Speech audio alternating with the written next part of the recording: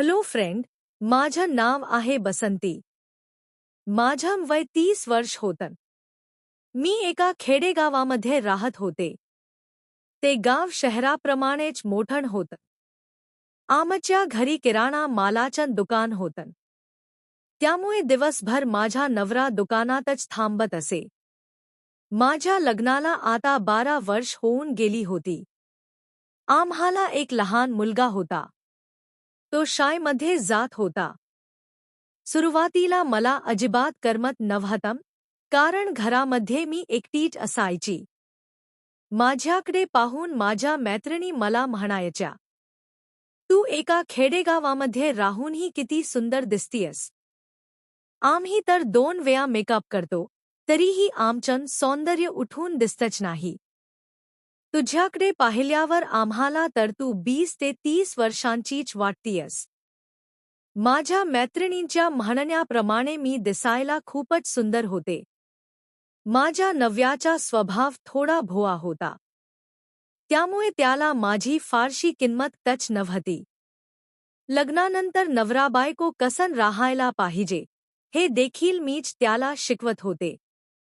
व्यावहारिक ज्ञानामध्ये तो खूप हुशार होता, कारण आमच्या दुकानाचा सर्व हिशोब तोच ठेवायचा. त्यामुळे दुकानची सर्व जबाबदारी माझ्या सासऱ्यांनी त्याच्यावरच टाकली होती. रोज दुपारी घरी मी एकटीच असायचे. मी सुंदर दिसत असल्यामुळे लग्न न झालेली अनेक मुलं अनेक वेळा माझ्या घरासमोर चक्रा मारायची. मला माहीत झालं होतं की ते नक्की मला पाहण्यासाठीच येत असणार. त्यातीलच एक समीर नावाचा मुलगा नुकताच वयात आलेला होता.